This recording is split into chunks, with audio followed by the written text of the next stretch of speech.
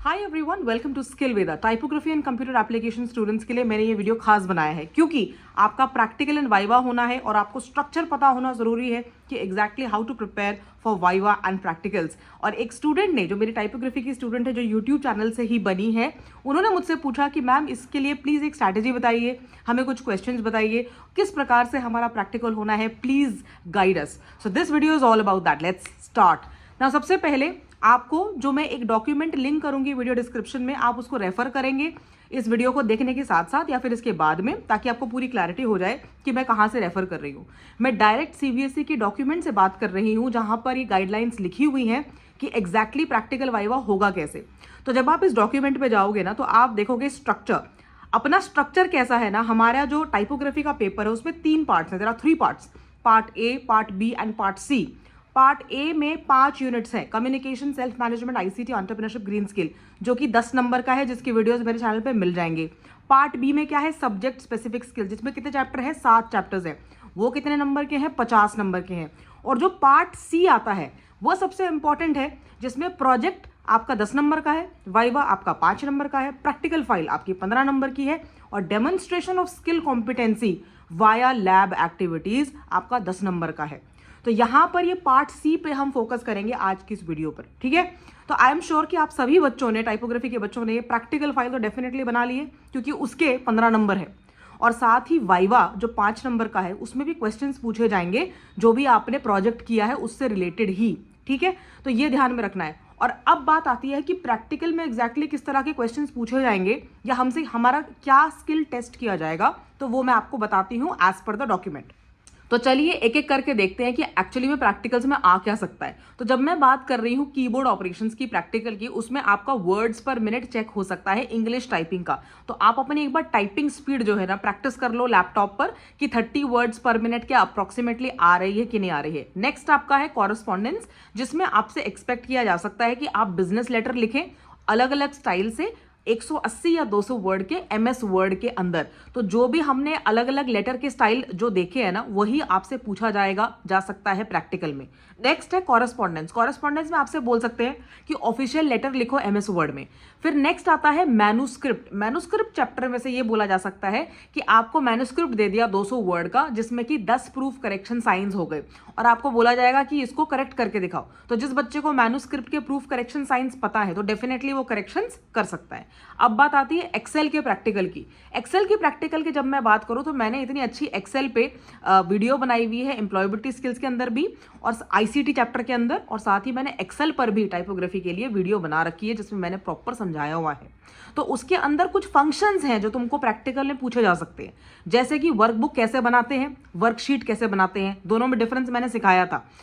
Next है कि existing workbook को ओपन कैसे करते हैं। कैसे ओपन करते हैं भाई, फाइल में जाके ओपन कर लोगे। डेटा एंट्री या data deletion in the existing workbook, जो वर्कबुक अभी एग्जिस्ट कर रही है उसमें अगर आपको एंट्री डेटा एंटर करने के लिए बोल दिया जाए तो आप कर सकते हो ना, डिलीट करने के लिए बोल दिया जाए तो कर सकते हो। एग्जिस्टिंग वर्कबुक को सेव कैसे करते हैं, उसके क्या ऑप्शंस होते हैं, फाइल पे जाके सेव एज करके आप एक्सटेंशन डाल के उसको सेव कर सकते हो। वर्कबुक को प्रिंट कैसे कर सकते हो, वो भी आपका हो जाता है file and print, and then you can print the number of pages और whatever page you want to print. Closing the workbook. तो ये बेसिक फंक्शंस हैं जो पूछी जा सकती है, बेसिक एक्टिविटीज हैं जो आपको दिया जा सकता है उस दिन प्रैक्टिकल के दिन, ठीक है। अगली चीज आ गई यहां पर हमारा एक्सेल। एक्सेल में क्या पूछा जाएगा कि एक्सेल में एडिटिंग कैसे करते हैं और वर्कशीट्स में एडिटिंग कैसे करते हैं, जैसे कि सेल को सिलेक्ट करना, रो को सिलेक्ट करना, कॉलम को सिलेक्ट करना, वर्कशीट को सिलेक्ट करना और पूरे क्लस्टर ऑफ सेल्स को सिलेक्ट करना। वर्कशीट में डेटा को एडिट करना पूछा जा सकता है, जिसके 2-3 मेथड है हमारी बुक में। वर्कशीट्स में एडिशन कैसे करते हैं, सेल रो में एडिशन कैसे करते हैं वो पूछा जा सकता है। रीसाइजिंग कैसे करते हैं, साइज को बड़ा छोटा कैसे करते हैं रो कॉलम के, सेल्स को मूव कैसे करते हैं और कॉपी कैसे करते हैं, ड्रैग एंड ड्रॉप के मेथड्स क्या रहते हैं, पेन को फ्रीज कैसे करते हैं अगर हमें स्पेसिफिक रोज को फ्रीज करना है, उसमें कोई एक्टिविटी अगर हमें नहीं चाहिए, डेटा को हम कैसे फाइंड करते हैं, डेटा को हम कैसे रिप्लेस करते हैं, ऑटोफिल कैसे करते हैं डेटा को। तो ये सब क्या है बच्चों, ये सब क्या है, ये सब फंक्शंस ही तो है। These are the functions that will be asked in your practical, right. तो ये सारी एक्टिविटी जो इस डॉक्यूमेंट में है, आप बस ये इंश्योर कर लो कि आपको ये सारे काम करने आते हैं कि नहीं आते हैं, then you will be ready for your practicals. आगे देखो, आपका फॉर्मेटिंग पूछा जा सकता है, सेल रो एंड कॉलम में फॉर्मेटिंग कैसे होती है, टेक्स्ट फॉन्ट मार्जिन फॉर्मेट कैसे होता है, ऑटो फॉर्मेटिंग कैसे होती है, ऑटो करेक्ट कैसे होता है, फॉर्मेट पेंटर कहाँ पाया जाता है और उसका क्या यूज होता है, ठीक है। अगर फिर भी आपको इनमें से कोई स्पेसिफिक चीज़ ना आती हो, कोई स्पेसिफिक एक्शन ना आता हो, तो वो मुझे कमेंट्स में ज़रूर बता देना। नेक्स्ट देख लो, एक्टिविटी आपका और क्या पूछा जा सकता है कि फॉर्मूला कैसे यूज करते हैं ऑपरेटर्स के साथ, मैथमेटिकल फॉर्मूला कौन सा होता है, लॉजिकल ऑपरेटर कौन सा होता है, ऑटो सम अगर करना है वर्कशीट के अंदर तो वो कैसे करोगे, सेल रेफरेंसिंग कैसे करोगे, रिलेटिव, एब्सोल्यूट और मिक्स रेफरेंसिंग। और यहाँ पर कुछ फॉर्मूले दिए हुए हैं, ये आपको लगाने आने चाहिए। सम का फॉर्मूला, सम इफ का फॉर्मूला, एवरेज का फॉर्मूला, मैक्स का फॉर्मूला, मिन का फॉर्मूला, काउंट का फॉर्मूला और काउंट इफ का फॉर्मूला। तो ये जो फंक्शन है ना, ये तो डेफिनेटली आप सीख लो, ये इंपॉर्टेंट है। फिर स्पेल चेक करना पूछा जा सकता है कि स्पेलिंग कैसे चेक करते हैं वर्कशीट के अंदर, तो वो पूछ सकता है। नेक्स्ट आ जाइए एक्सेल का प्रैक्टिकल में आपसे बात करूं जब मैं पीपीटी, क्योंकि आपने बोला कि मैम एक तो एक्सेल का बताओ, एक पीपीटी का बताओ। अगर पीपीटी के प्रैक्टिकल के बारे में बात करूं तो वहां पे आपका आ सकता है कि पीपीटी को पहले फ्रेश में क्रिएट कैसे किया जाता है, पीपीटी को ओपन कैसे किया जाता है, पीपीटी को अलग अलग उसके स्लाइड कौन कौन से व्यूइंग स्लाइड्स हैं, normal view, slide sorter view, notes page, slide show. तो ये चारों जो स्लाइड जो व्यूज है ना, इनको एक बार चेक कर लो, इसको ओपन कर लो, पावर पॉइंट को, एमएस पीपीटी को एक बार खोल के देख लो कि ये अलग अलग व्यूज कैसे दिखते हैं। उसके बाद एक्टिविटी आ सकती है कि पीपीटी का नॉर्मल व्यू को क्रिएट कैसे करते हैं, स्लाइड सॉर्टर व्यू को क्रिएट कैसे करते हैं, नोट्स पेज पे कैसे क्रिएट या व्यू करते हैं। तो ये सिंपली जो अलग अलग व्यूज है ना, उसकी नॉलेज होना जरूरी है। साथ ही यहाँ पे कुछ फंक्शंस लिखे हुए हैं, जैसे कि स्लाइड को ऐड करना, स्लाइड को डिलीट करना, स्लाइड के अंदर टेक्स्ट को ऐड करना, टेक्स्ट बॉक्स को मूव कर देना, फॉर्मेट करना टेक्स्ट को, उसका फॉन्ट को बड़ा छोटा करना या उसके स्टाइल को चेंज कर देना, वर्ड आर्ट डालना, क्लिप आर्ट डालना। अगर आपको स्लाइड का थीम चेंज करना है तो ऑब्वियसली वो राइट क्लिक करके सेटिंग्स पे जाके आप स्लाइड की थीम भी चेंज कर सकते हो।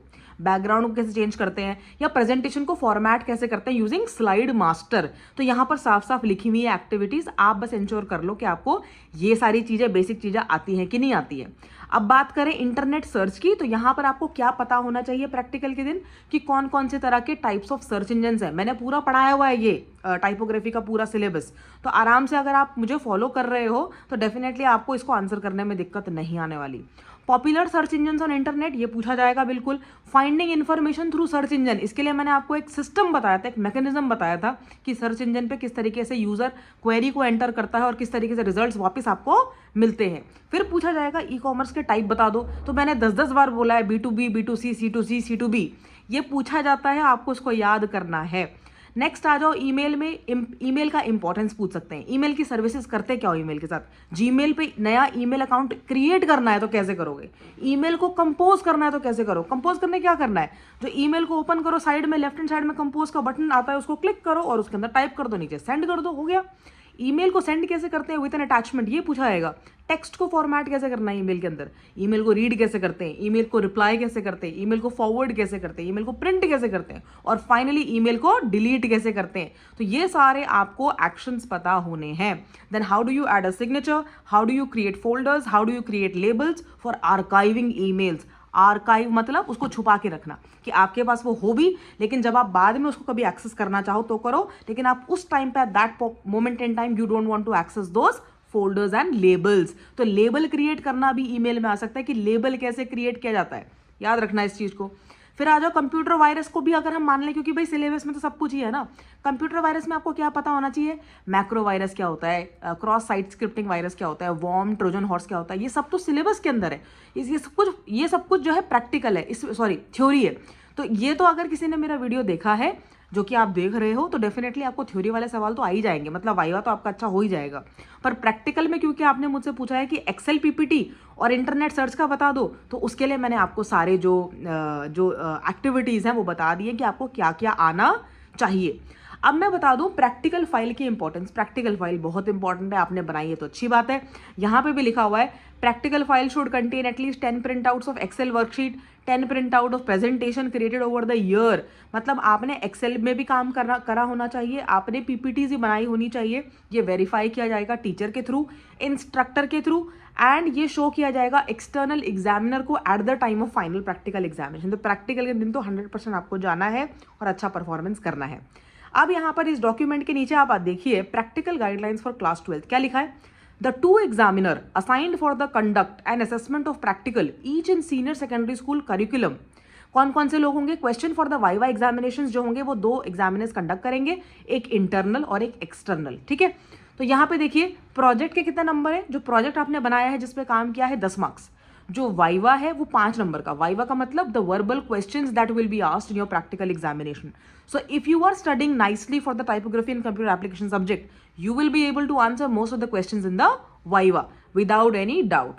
नेक्स्ट इज प्रैक्टिकल फाइल, जो आपको बनानी है, अच्छे से बनानी है, because it is carrying 15 marks. अब ये डिपेंड करता है आपके स्कूल में what guidelines have they, are they following, are they asking you to create an offline a manual file और are they asking you to create a digital file. तो वो तो डेफिनेटली सब्जेक्ट टू स्कूल है, आपके school में जो भी guidelines है आप उसे फॉलो कीजिए। उसके बाद भी कोई डाउट आता है तो पूछ लेना। Next is demonstration of skill competency in lab activities.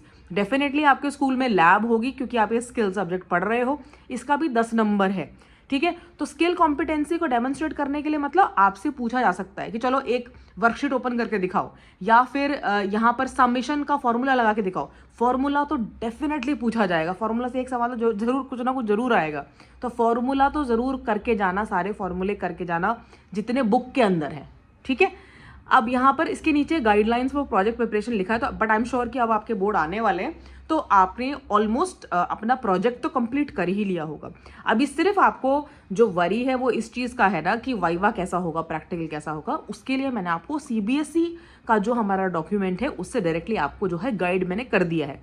साथ ही इसका जो डॉक्यूमेंट है मैं आपको अटैच कर रही हूँ वीडियो डिस्क्रिप्शन में, आप वहाँ से जाके एक बार खुद भी पढ़ लो। उसके बियॉन्ड भी कोई डाउट आता है तो मुझे ज़रूर बता देना। और मैं साथ ही साथ ये भी जानती हूँ कि आपको अब MCQ की रिक्वायरमेंट है, आपको अब PYQ की रिक्वायरमेंट है और आपको अब लाइव स्ट्रीम पे रिवीजन की रिक्वायरमेंट है सारे टाइपों के स्टूडेंट्स को। I do understand that and I am working on it. तो अब आप चैनल पर देखेंगे कि टाइपोग्राफी पे थोड़ा ज़्यादा स्ट्रेस हो रहा है और आपको रेगुलर जो मेन इंपॉर्टेंट रिविजन वीडियोज़ हैं, जो PYQs हैं, जो SQPs हैं, जो सैम्पल क्वेश्चन पेपर्स हैं, उस पर अब आपको वीडियोज़ मिलना शुरू हो जाएंगी। और अब towards the end I would like to say, I would like to thank all my students on Skill Veda who have supported me in the nascent journey, in the initial journey of this channel. And I think so with this video we will be hitting 1000 subscribers now, and we will be on to our journey towards skilling more and more youth of India, so that आप लोग अब academics के साथ साथ अपना कुछ ऐसा skill भी डेवलप करें जिससे कि आप लॉन्ग टर्म में एक करियर पकड़ सके, लॉन्ग टर्म में करियर परस्यू कर सके और अपना टाइम जो है उसको यूटिलाइज कर सके, पैसा अर्न कर सके और आपको एक डायरेक्शन मिले कि मुझे किस डायरेक्शन में जाना है। So with all these good things and all these good thoughts I would like to sign off now. Thank you so much for watching. Please hit like, share and subscribe the YouTube channel if you like my content. Take care. Best wishes for your board exams 2025.